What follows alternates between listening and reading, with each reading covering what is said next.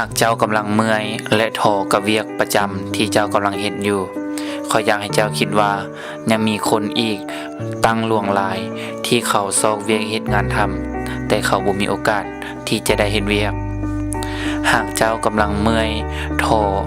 กับชีวิตและคิดว่าชีวิตของตนเองตกต่ำขออยากให้เจ้าคิดว่ายังมีคนอีกนับร้อยนับพันที่เขามีต้นทุนในชีวิตที่น้อยกว่าเจ้า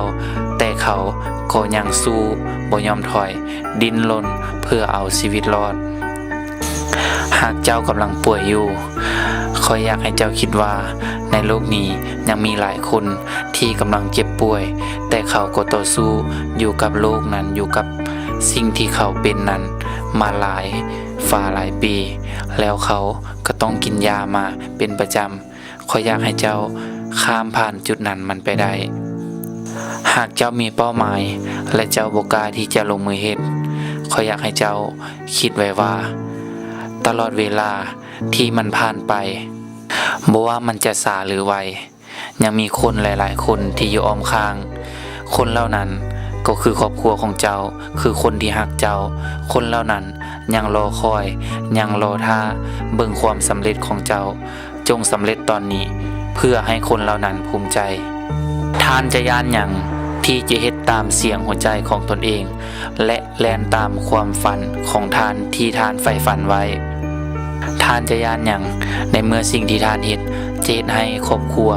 และคนที่ท่านฮักได้อยู่สุขสบายท่านจะย่านหยังกับความล้มเหลวที่จะสอนให้ท่านเข้มแข็งและเติบโตและเฮ็ดให้ท่านรู้จักวิธีแก้ไขปัญหาที่มันดีขึ้นอย่าท่าโอกาสจงสร้างโอกาสจากอากาศที่หลายๆคนยังเบิ่งบ่เห็น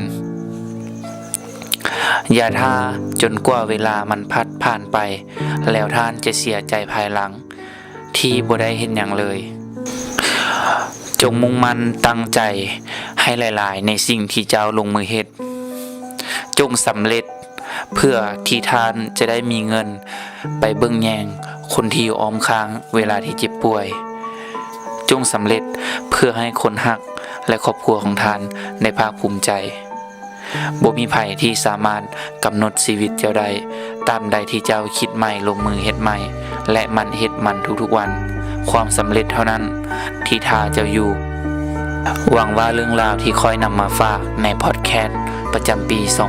2019 คลิปทำอิฐนี้จะช่วยให้เจ้าประสบผลสำเร็จและมีชีวิตที่ดี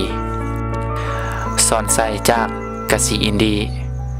สบายดี